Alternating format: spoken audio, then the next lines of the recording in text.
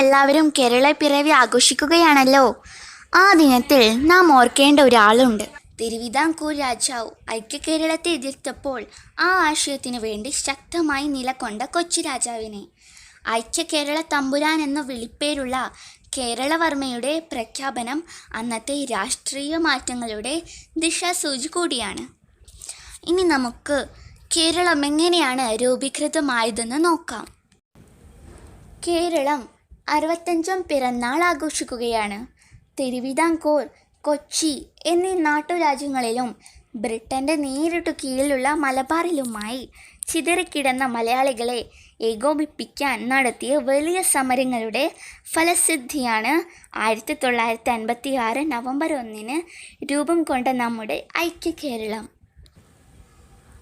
ഐക്യകേരളത്തിനായുള്ള ശ്രമങ്ങൾ നാടെങ്ങും സജീവമാകവേ 1945 September 19 Britain ഇന്ത്യക്ക് സ്വാതന്ത്ര്യം നൽകാൻ തീരുമാനിച്ചു. അതിൻ്റെ ഭാഗമായി ജനപ്രതിനിധി സഭയ്ക്ക് രൂപം നൽകുന്നതിന് അതേ വർഷം ഡിസംബറിലും 1946 ജനുവരിയിലുമായി ബ്രിട്ടീഷ് ഇന്ത്യയിൽ തെരഞ്ഞെടുപ്പ് പ്രഖ്യാപിച്ചു. ഇന്ത്യൻ ഭരണഘടന രൂപപ്പെടുന്നതിന് ഭരണഘടനാ നിർമ്മാണ സമിതിക്ക് ഈ പ്രതിനിധി സഭയിൽ നിന്ന് രൂപം നൽകുമെന്നും വ്യക്തമാക്കി. ഇതിന് പിന്നാലെ കൊച്ചി രാജാവ് തിരുവിതാംകൂറും മലബാറുമായി ചേർന്ന് ഐക്യകേരളം സൃഷ്ടിക്കുന്നതിനുള്ള സമ്മതം 1946 ജൂലൈ 29 കൊച്ചി നിയമനിർമ്മാണ സമിതിയിൽ അവതരിപ്പിച്ചു. ഈ പ്രഖ്യാപനവും പ്രവർത്തനവും അദ്ദേഹത്തിന് ഐക്യകേരള തമ്പുരാൻ എന്ന പേര് സമ്മാനിച്ചു. ഇതേ സമയം തിരുവിതാംകൂർ രാജാവും ദിവാനും സ്വതന്ത്ര തിരുവിതാംകൂർ രാഷ്ട്രത്തിനായി പ്രവർത്തിക്കുകയായിരുന്നു. ഐക്യകേരളം രൂപപ്പെടുന്നതിനും തിരുവിതാംകൂർ ഉൾപ്പെടുന്ന ഇന്ത്യൻ യൂണിയൻ സാധ്യമാക്കുന്നതിനും വിലങ്ങായി രാജാവും ദിവാനും നിലകൊണ്ടു. ഇനി കൊച്ചി രാജാവിൻ്റെ പ്രഖ്യാപനത്തിൻ്റെ പ്രസക്ത ഭാഗം ഒന്ന് കാണിച്ചു തരാം. ഇതാണ് കൊച്ചി രാജാവിൻ്റെ പ്രഖ്യാപനം. അപ്പോൾ നമ്മൾ കേരളം എങ്ങനെയാണ് രൂപം കൊണ്ടതെന്ന് മനസ്സിലാക്കിയല്ലോ. ഇനി നമുക്ക് കേരളവുമായി സംബന്ധിച്ചിട്ടുള്ള കുറച്ച് പുസ്തകങ്ങൾ കൂടി പരിചയപ്പെടാം.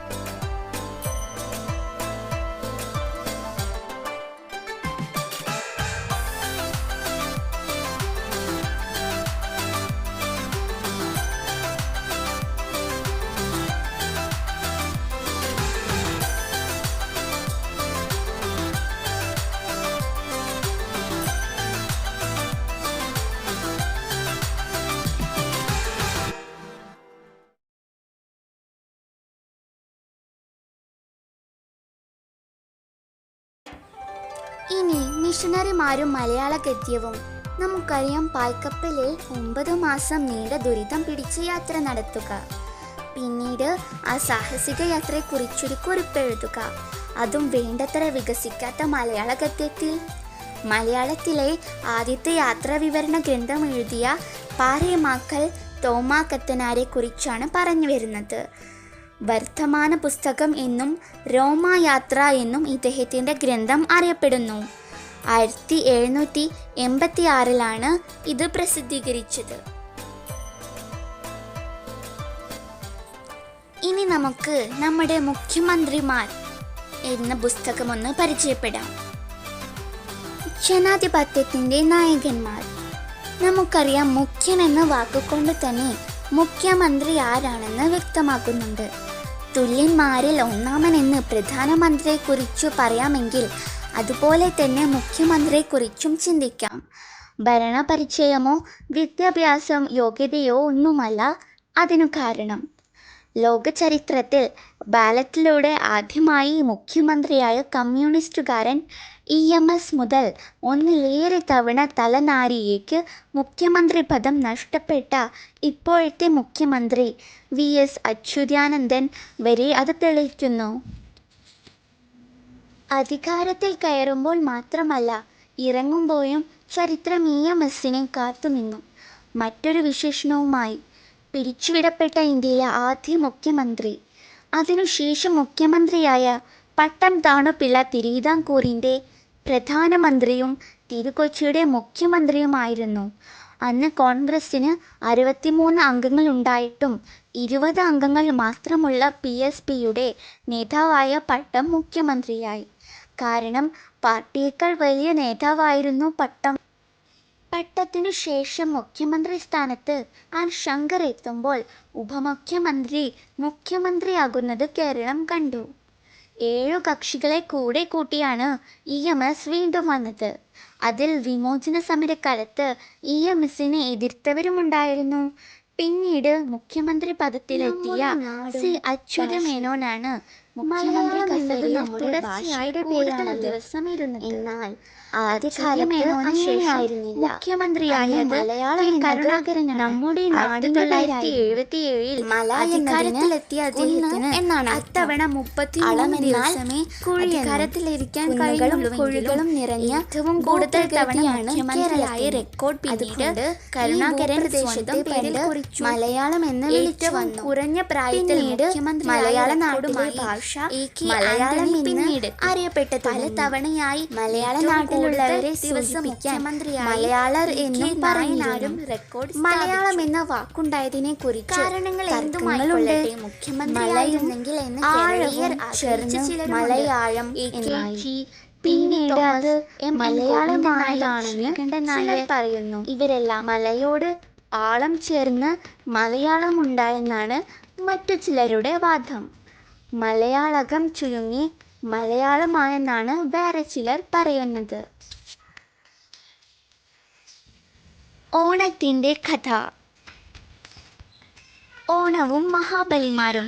കേരളം ഭരിച്ചിരുന്ന മഹാബലിയുടെ സ്മരണയ്ക്കായാണ് മലയാളികൾ ഓണം ആഘോഷിക്കുന്നത്. ഓണത്തെക്കുറിച്ച് ഏറ്റവും പ്രചാരമുള്ള വിശ്വാസമാണിത്. വാസ്തവത്തിൽ മഹാബലി എന്ന ചക്രവർത്തി കേരളം ഭരിച്ചിരുന്നോ, അതോ ഏതെങ്കിലും ചരിത്ര പുരുഷനെ മാതൃകയാക്കിയാണോ മഹാബലി എന്ന സങ്കല്പമുണ്ടായത്? പല ഗവേഷകരും വർഷങ്ങളായി ഉത്തരം കണ്ടെത്താൻ ശ്രമിച്ചു കൊണ്ടിരിക്കുന്ന ചോദ്യങ്ങളാണിത്. പുരാണങ്ങളിലെ മഹാബലിയെ പോലൊരു രാജാവ് AD 1-ാം നൂറ്റാണ്ടിൽ കേരളം ഭരിച്ചിരുന്നുവത്രേ. നെടും ചേരലാഥൻ എന്നായിരുന്നു അദ്ദേഹത്തിൻ്റെ പേര്. മാവേലി നാടുവാണീടും കാലം എന്ന പാട്ടുണ്ടായത് 12-ാം നൂറ്റാണ്ട് മുതൽ കേരള സിംഹ വളനാട് എന്ന നാട് ഭരിച്ചിരുന്ന മാവേലി വാണതി രായർ എന്ന രാജാവിനെ കുറിച്ചാണെന്ന് ഒരഭിപ്രായവുമുണ്ട്. ഇന്ത്യയിലെ സംസ്ഥാനങ്ങൾ.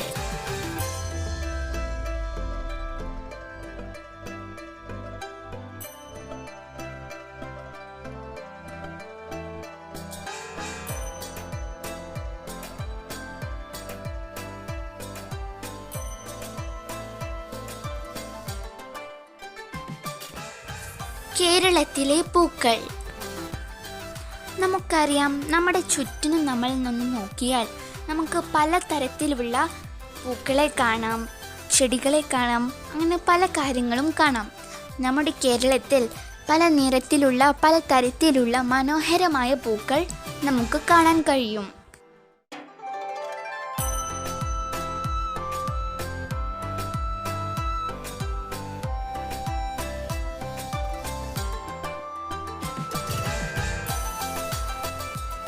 ഇനി നമുക്ക് രാജ രവിവർമ്മയെ കുറിച്ചൊന്ന് നോക്കാം. അദ്ദേഹത്തിൻ്റെ പ്രശസ്തമായ പല ചിത്രങ്ങളും നമുക്ക് പരിചയപ്പെടാം. രവിവർമ്മയ്ക്കായി മാത്രം തപാല പീസ്. രവിവർമ്മയ്ക്ക് പ്രായം 25, വർഷം 1873. യൂറോപ്പിലെ വിയന്നയിൽ നടക്കാനിരിക്കാനിരുന്ന അഖില ലോക കലാ പ്രദർശനത്തിലേക്ക് ഒരു ചിത്രം അയക്കാൻ അദ്ദേഹം തീരുമാനിച്ചു. ചിത്രത്തിൻ്റെ പേര് പീച്ചിപ്പൂ ചൂടിയ നായർ വനിത. അന്നേ വരെ നടന്നതിൽ വെച്ച് ഏറ്റവും വലിയ ആ കലാപ്രദർശനത്തിൽ രവിവർമ്മയുടെ ചിത്രത്തിന് സമ്മാനം ലഭിച്ചു. ഒരു ഭാരതീയന്റെ ചിത്രം യൂറോപ്പിൽ ആദ്യമായി നേടുന്ന സമ്മാനം. ലോകമെങ്ങും വാർത്ത പരന്നു. ഇന്ത്യയിലെ പല പത്രങ്ങളും മുൻ പേജിൽ തന്നെ രവിവർമ്മയുടെ വിജയ വാർത്ത പ്രസിദ്ധീകരിച്ചു. തിരുവിതാംകൂറിലെ ഏറ്റവും പ്രശസ്തനായ വ്യക്തി എന്ന നിലയിലേക്ക് രവിവർമ്മ പെട്ടെന്ന് ഉയർന്നു. ലോകത്തിൻ്റെ പല ഭാഗങ്ങളിൽ നിന്നുമുള്ള അഭിനന്ദന സന്ദേശങ്ങൾ രവിവർമ്മയെ തേടിയെത്തി. കത്തുകൾ കുന്നുകൂടിയപ്പോൾ കിളിമാനൂരിൽ രവിവർമ്മയ്ക്കായി ഒരു തബല പീസ് തന്നെ സ്ഥാപിച്ചു. കൊട്ടാരം വകയായി ഒരു കെട്ടിടം തീർത്ത് തബല പീസിന് നൽകുകയായിരുന്നു. ഇനി കുഞ്ചൻ നമ്പ്യാരും തുള്ളലും.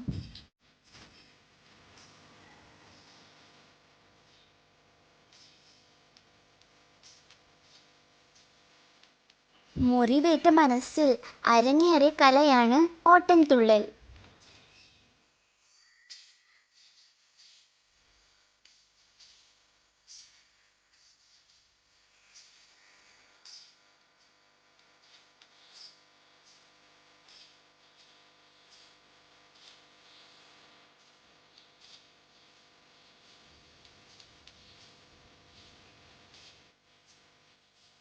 കേരളത്തിലെ നാടൻ കലകൾ.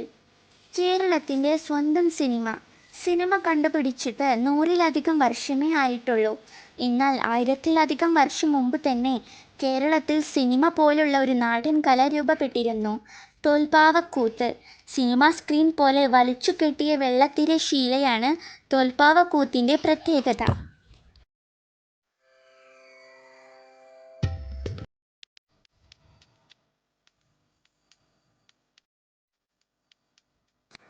അപ്പോൾ ഒരിക്കൽ കൂടി എൻ്റെ എല്ലാ പ്രിയ കൂട്ടുകാർക്കും കേരളപ്പിറവി ആശംസകൾ.